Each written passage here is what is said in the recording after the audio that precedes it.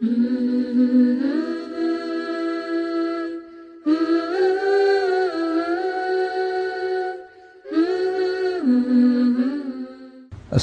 عليكم ورحمة الله وبركاته.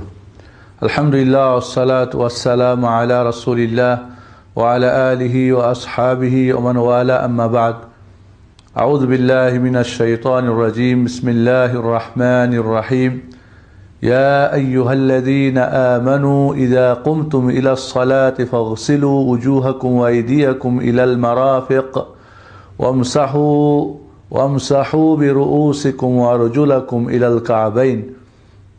ويقول النبي المصطفى عليه الصلاة والسلام: الطهور شطر الإيمان. বন্ধুগণ, আজকের আমাদের আলোচনার শুরুতে আপনাদেরকে আমাদের পক্ষ থেকে প্রীতি ও শুভেচ্ছা জানাচ্ছি। আসুন আজকে আমরা জানব কিভাবে পবিত্রতা অর্জন করতে হয়। অপবিত্রতা দুই প্রকার রয়েছে, একটা ছোট একটা বড়। যে সমস্ত কারণে উজু নষ্ট হয়ে যায়, আর এই উজুর মাধ্যমে ছোট অপবিত্রতা থেকে পবিত্র হওয়া যায়। আর যে সমস্ত কারণে গোসল ফরজ হয় সেগুলিকে বলা হয় অপবিত্র, বড় অপবিত্র। এবং সেই সমস্ত কারণ ঘটার পরে গোসল ছাড়া পবিত্র হওয়া যায় না। তাহলে আমরা আসি প্রথমে উজু। আল উজু, উজু সম্পর্কে আমাদের সম্যক ধারণা এবং তার পদ্ধতি সঠিক জানা দরকার। অনেকে আছে সারা জিন্দগি হয়তো নামাজ পড়েন, কিন্তু উজুর পদ্ধতি সঠিক জানে না। মুহাম্মদুর রাসূলুল্লাহ সাল্লাল্লাহু আলাইহি সাল্লাম কিভাবে উজু করতেন সেটা আমাদের জানা দরকার। উজু মনে রাখতে হবে একটি ইবাদত। এর মাধ্যমে আল্লাহ রাব্বুল আলামিন যখন একজন মানুষ উজু করে তখন তার উজুর পানির দ্বারা তার পাপগুলি ঝরে যায়। একজন মানুষ যখন সুন্দর করে উজু করে তখন তার সমস্ত পাপগুলি ঝরে যায়। এরপরে নামাজ এবং মসজিদের দিকে যাওয়াটা তার অতিরিক্ত হয়ে যায়। উজু করে কেউ ঘুমিয়ে গেলে আল্লাহ রাব্বুল আলামিন একজন ফেরেশতা তার জন্য নিয়োগ হয়ে যায়, তার জন্য দোয়া করতে থাকে। ঘুম থেকে উঠে উজু করলে শয়তানের যে গিট বাঁধা থাকে এই গিটগুলি খুলে যায়। এই উজু করার পরে দোয়া করলে আল্লাহ রাব্বুল আলামিন তার জন্য জান্নাতের 8টি দরজা খুলে দেন। এই উজু হচ্ছে অর্ধেক পবিত্রতা, অর্থাৎ বাহ্যিক পবিত্রতা। আর অর্ধেক হচ্ছে কি ঈমান, ভিতরের আকীদার, ভিতরের অন্তরের পরিষ্কার পরিচ্ছন্নতা। কাজে এই উজু একটি ইবাদত। এই জন্যে আমাদেরকে মনে রাখতে হবে যে আমি যখন উজু করতেছি তখন এই কথাটা মনে রাখতে হবে যে আমার পাপগুলি ঝরে ঝরে পড়ে যাচ্ছে, ছোট ছোট গুনাহগুলি ঝরে যাচ্ছে। এবং এই উজুর মাধ্যমে যখন 2 রাকাত উজু করে লোক নামাজ পড়ে এবং নামাজে একাগ্রতার সঙ্গে নামাজ পড়ে তখন তার আগের গুনাহগুলিকে আল্লাহ মাফ করে দেন। তাহলে এই উজু একটা ইবাদত এবং এই উজুর মাধ্যমে আপনার অঙ্গ প্রত্যঙ্গগুলি কিয়ামতের মাঠে ঝলকিবে। এবং প্রিয় হাবিব মুহাম্মদুর রাসূলুল্লাহ সাল্লাল্লাহু আলাইহি সাল্লাম আপনাকে আমাকে চিনতে পারবে, জানতে পারবে আমার উম্মতের এই লোকটি। এই উজুর পদ্ধতি আমাদের জানা দরকার। এই উজু কিভাবে আল্লাহর হাবিব মুহাম্মদ সাল্লাল্লাহু আলাইহি সাল্লাম করেছেন, সাহাবা ইকরাম কিভাবে তাকে ফলো করেছেন, সেই কোরআন ও হাদিসের আলোকে উজু আমাদের শিখা অত্যন্ত প্রয়োজন। আসুন আজকে আমরা সংক্ষিপ্ত আকারে, সংক্ষিপ্তভাবে, খুব ছোট্ট পরিসরে উজুর পদ্ধতি আমরা জেনে নিই। প্রথমে তাহলে আমাদের নিয়ত করে নিতে হবে কি জন্যে আপনি যে এই অপবিত্রতা থেকে পবিত্র হতে চাচ্ছেন। উজু ভঙ্গের যে কারণগুলি সেটা আমাদের 1 নম্বরে হলো পেশাব পায়খানা রাস্তা দিয়ে কিছু বের হলে, এইভাবে যদি বিবেক লোপ পেয়ে যায় ঘুমে বা বেহুশ হয়ে বা যে কোনো কারণে। 3 নম্বরে কেউ যদি লজ্জাস্থান স্পর্শ করে কোনো পর্দা ছাড়া, এবং 4 নম্বরে উটের গোশত যদি খায়। এই যে কোনো একটা কারণ যদি ঘটে যায় তাহলে আমাদের উজু করতে হবে উজুর প্রয়োজন হলে। আর উজু 3টা জিনিসের জন্য শর্ত। 1 নম্বরে হচ্ছে নামাজ, 2 নম্বরে কোরআন স্পর্শ করার জন্য, পড়ার জন্য না, এবং কাবা ঘরের তওয়াফ করার জন্যে। তাহলে যে সমস্ত কাজে উজু শর্ত সেই সমস্ত কাজে উজু করেই আমাদের করতে হবে। এছাড়াও সর্বদা উজু অবস্থায় থাকা অতি উত্তম, এর মধ্যে কোনো সন্দেহ নেই। এই জন্যে উজুর পদ্ধতি আমাদের জানা দরকার। আসুন প্রথমেই তাহলে আমরা আমার এই অপবিত্রতা, ছোট অপবিত্রতাকে দূর করার জন্যে আমি উজু করতে যাচ্ছি বা করব, এই নিয়তটা মনে থাকতে হবে। 2 নম্বরে বিসমিল্লাহ আমাদেরকে বলতে হবে, শুধু বিসমিল্লাহ, বাস এটুকুই বলে এবার আমরা উজু শুরু করব। ঘুম থেকে যদি উঠে তাহলে এই 2 হাত কবজি পর্যন্ত ধুয়ে নেওয়া তখন ওয়াজিব হয়ে যায়। বাকি যদি ঘুম থেকে না হয়, নর্মালি হয়, তাহলে উজুর জন্যে প্রথমে আমরা ডান হাত কবজি পর্যন্ত 3 বার ধৌত করব, আঙুলগুলি খিলাল করব। এইভাবে এরপরে বাম হাত কবজি পর্যন্ত 3 বার ধোবো এবং আঙুলগুলিকে খিলাল করব। যখন কবজি পর্যন্ত 2 হাত ধৌত করা হয়ে গেল, এরপরে আপনাকে পানি নিতে হবে। 1 অঞ্জলি পানি নিয়ে অর্ধেক পানি মুখে নিয়ে মুখের মধ্যে কুলি করতে হবে। গড়গড়া বলে নাই কোনো জিনিস, আমাদের বইপত্রে গড়গড়া লেখা থাকে না, কুলি মানে ভিতরে পানিটা নিয়ে করে নড়াতে হবে এবং নাকের মধ্যে অর্ধেক পানি দিয়ে টান দিয়ে বাম হাত দিয়ে নাকটাকে ভালো করে ঝেড়ে নিতে হবে। মনে রাখতে হবে, বিশেষ করে ঘুম থেকে উঠলে শয়তান নাকের মধ্যে ঘুমায়, এ কথা হাদিসে আছে। ভালো করে ধুয়ে ভালো করে ভিতরের ময়লা টয়লা পরিষ্কার করে নিতে হবে। এইভাবে 3 বার, 1 বার করে পানি নিয়ে 1 অঞ্জলি পানি নিয়ে অর্ধেক মুখের মধ্যে পানিটা কুলি করতে হবে, এভাবে নড়াতে হবে করে, শুধু নিয়ে ফেলে দিলে হবে না, মাজমাজা বলা হয়, পানি নিয়ে নড়ানো। এবং আপনার নাকটাকে বাম হাত দিয়ে পরিষ্কার করতে হবে। পানি নিতে হবে ডান হাত দিয়ে, কিন্তু নাক পরিষ্কার করতে হবে বাম হাত দিয়ে, এখানে ডান হাত ব্যবহার করা যাবে না অপ্রয়োজনে। এইভাবে যখন মুখ, ভিতরটা এবং নাকটা আপনার পরিষ্কার হয়ে গেল, এরপরে 2 হাতে পানি নিয়ে আপনি কি করবেন, এবার যেখান থেকে চুল গজানো যে জায়গা, মাথার উপর থেকে নিয়ে নিচে থুতনির নিচ পর্যন্ত, এটা হলো লম্বাই মুখ, এবং ডান কান থেকে নিয়ে বাম কান এই পর্যন্ত আপনাকে পুরোটা 3 বার ধৌত করতে হবে। 3 বার ধৌত করতে হবে। তাহলে এখানে খেয়াল রাখতে হবে, অনেক সময় যাদের দাড়ি আছে, ঘন দাড়ি যাদের, তাদের দাড়ির উপর অংশ ধুতে হবে এবং হাত দিয়ে এভাবে খিলাল করবে, তাহলে যথেষ্ট। আর যাদের দাড়ি ছোট বা পাতলা, চামড়া দেখা যায়, মোট কথা, তাদের চামড়া পর্যন্ত পানি পৌঁছানো তখন ওয়াজিব হয়ে যাবে। মনে রাখতে হবে, দাড়ি এবং কানের মধ্যখানে এই যে খালি জায়গাটা, এটা অনেক সময় ধোয়ার ব্যাপারে অনেকে গুরুত্ব দেয় না, এটা গুরুত্ব দিতে হবে। এইভাবে এখানে যে খালি জায়গাটা, সেখানেও গুরুত্ব দিতে হবে যাতে করে পানি পৌঁছে যায়। মোট কথা, যদি দাড়ি ঘন হয় তাহলে পানি শুধু দাড়ির ওপরটা ধুলে এবং খিলাল করলে যথেষ্ট। আর যদি মুখের চামড়া যদি দেখা যায় দাড়ির ঘন, পাতলা অথবা ছোট দাড়ি, তাহলে তাকে তখন পানি পৌঁছাতে হবে, পুরোটাই ধুতে হবে। তাহলে এইভাবে পুরো মুখমণ্ডল যখন ধৌত করা হয়ে গেল, এরপরে আপনাকে আবার নতুন করে পানি নিয়ে এবার আপনার হাতের পুরো হাতটা ধৌত করতে হবে, একেবারে আঙ্গুলের মাথা থেকে নিয়ে কোনোই পর্যন্ত, এখানে যে একটা গিট আছে এটার সহ আর একটু উপর সহ আপনাকে পুরোটা ধুতে হবে ভালো করে। এবং ধোয়ার সময় আবার আপনি কি করবেন, খেলাল করবেন আঙ্গুলগুলি। এইভাবে যখন ডান হাতটা, এবং ধোয়ার সময় খেয়াল রাখতে হবে পানিগুলি যেন ওপর থেকে নিয়ে নিচ দিকে পড়ে, এই না যে পানি দিলেন আবার ব্যবহার পানিটাকে আবার ঘুষে ওপরে, অনেকে মানে যে পানিটা বয়ে পড়তেছে ওই পানিটা দিয়ে আবার উপর দিকে ধোয়ার চেষ্টা করে, এটা ঠিক না। কারণ যেটা পানি আপনি ব্যবহার করে ফেলছেন, যেটা ব্যবহৃত পানি, সেই পানিটা পবিত্র, তাহের, কিন্তু সে তাহুর না। তাহুর যে নিজে পবিত্র এবং অন্যকে পবিত্র করতে পারে, আর তাহের যে পবিত্র নিজে কিন্তু অন্যকে পবিত্র করতে পারে না। এই জন্যে আমরা নিচ থেকে পানি না, ওপর থেকে পানি গড়িয়ে হাতের আঙ্গুল দিয়ে, কারণ এই আঙ্গুলের যে যখন পানিগুলি বয়ে বয়ে পড়বে তখন আপনার পাপগুলি ঝরে যাবে।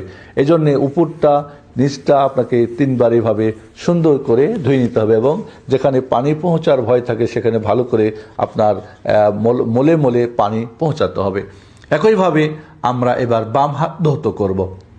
পানি নিয়ে আমরা বাম হাত আঙ্গুলের মাথা থেকে নিয়ে একেবারে কোনোই পর্যন্ত, কোনোই সহ কোনোর উপর পর্যন্ত আমরা সুন্দর করে ওইভাবে পানি উপর থেকে আমরা পানি নিয়ে উপর সাইড এবং এই সাইড সুন্দর করে পানিগুলি যাতে করে নুয়ে পড়ে। এই না যে পানি ওই যে পানিগুলি পড়তেছে সেটাকে উঠিয়ে যেন আমরা মর্দন না করি, আমরা না মরি, বরং উপর থেকে পানি দিয়ে আমরা নিচের দিকে এটাকে করো পানিটাকে ফেলে দেব।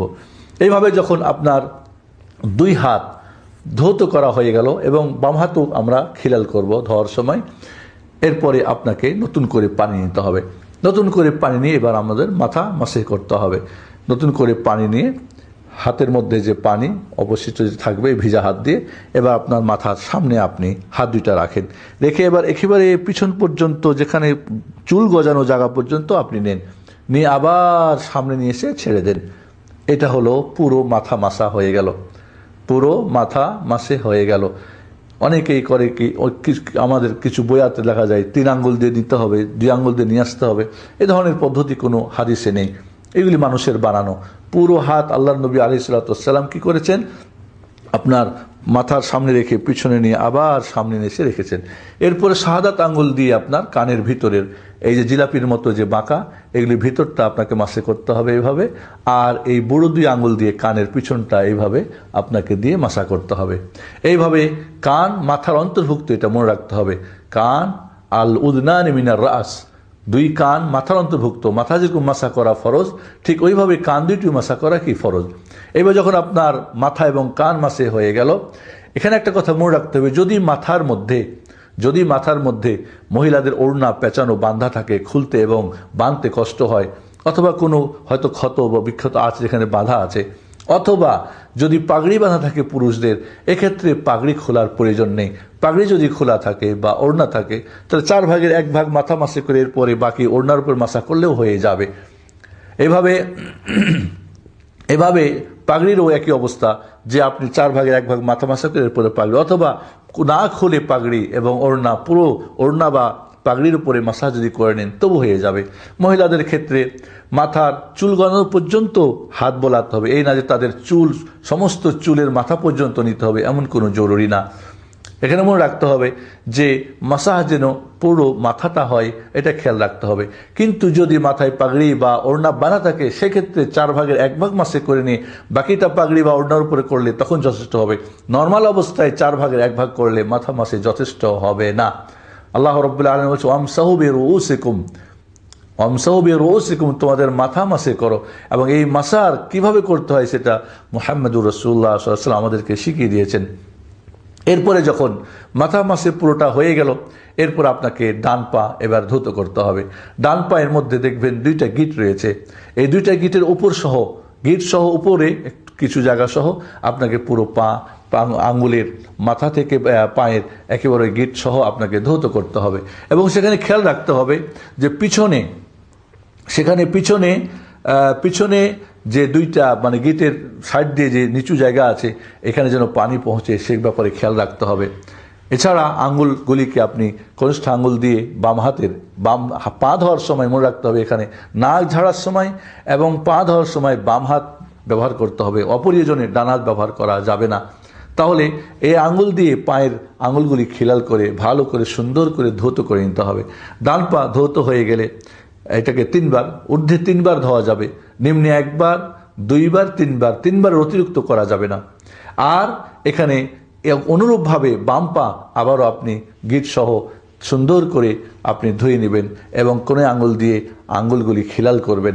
এইভাবে 2 পা যখন ধৌত করা হয়ে গেল, আপনার এবার উজুর পরে হালকা 2 হাতে কিছু পানি নিয়ে পানিটা যে ফেলে দিয়ে পানি যে অবশিষ্ট যে পানি থাকবে বা হালকা একটু পানি নিয়ে লজ্জাস্থান বরাবর এইভাবে আপনি ছিটা দিয়ে দেবেন, যাতে করে কোনো অসা বা সন্দেহ না থাকে যে এটা পেশাবের পানি কিনা ইত্যাদি ইত্যাদি। এইভাবে আপনার কমপ্লিট এবার উজু হয়ে গেল। এখানে একটা কথা মনে রাখতে হবে আমাদেরকে, যদি পায়ের মধ্যে আমাদের মোজা পরা থাকে এবং পূর্ণ উজু করার পরে এই আপনি মোজা পরিধান করে থাকেন, তাহলে এক্ষেত্রে সেই মোজা আপনার খোলার প্রয়োজন নেই।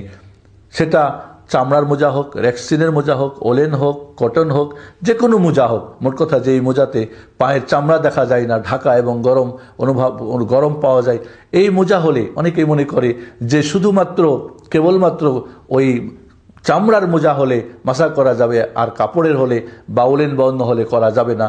এটা ভুল ধারণা। কারণ যেমন চামড়ার মোজার কথা হাদিসে এসেছে খুফ বলা হয়, ওইভাবে জাওরাব এবং তাসাখিন মানে যার দ্বারা পা গরম হয়, এবং জাওরাব যেটা মোজা কাপড়ের মোজা, সেটা যে কোনো কাপড় দিয়ে হোক, উলেন হোক, কটন হোক, এই মোজা পরিধান আল্লাহ নবী আলাইহিস সালাতু ওয়াস সালাম সবগুলির উপরে মাসে করেছেন, সবগুলি সুসাব্যস্ত। অতএব একটাকে স্বীকার করা একটাকে অস্বীকার করা এটা অজ্ঞতা ছাড়া আর কিছুই না। কাজে পায়ে যদি মোজা পরা থাকে সেক্ষেত্রে আপনি পায়ের উপরে মোজা আর খোলা দরকার নাই, তখন শুধুমাত্র মোজার উপরে আপনি ডান পায়ে মোজা আছে, বাম হাত দিয়ে আপনি ডান পা দিয়ে এভাবে টান দেবেন, এই গিটের উপর পর্যন্ত। এইভাবে বাম পায়ে আপনি এইভাবে টান দেবেন, বাম হাত দিয়ে মোজার উপরে মাসা হয়ে গেল, খোলার প্রয়োজন নেই।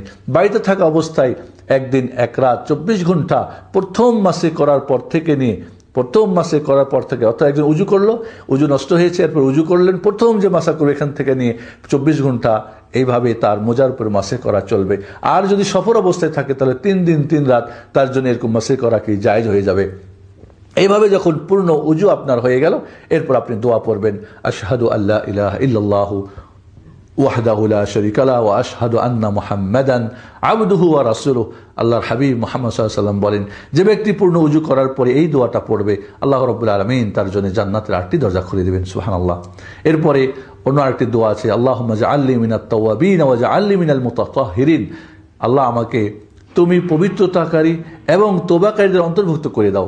পবিত্রতা হলো বাহ্যিক, আমি করলাম, এবং আত্মিক পবিত্রতার জন্য হচ্ছে তওবা।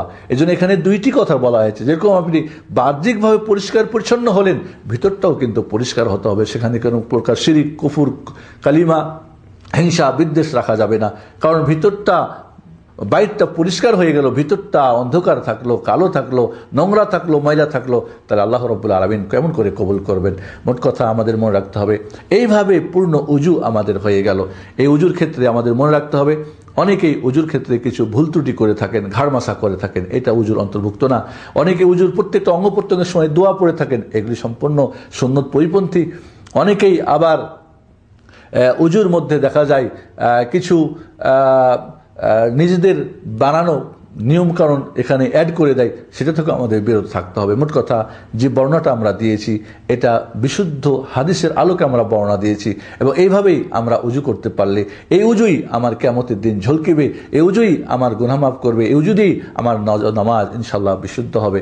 আসুন আল্লাহ রাব্বুল আলামিন আমাদেরকে রাসূলুল্লাহ সাল্লাল্লাহু আলাইহি ওয়াসাল্লামের সঠিক পদ্ধতিতে উজু করে নামাজ পড়ার তৌফিক দান করুন। আমিন। আসসালামু আলাইকুম ওয়া রাহমাতুল্লাহি ওয়া বারাকাতুহু।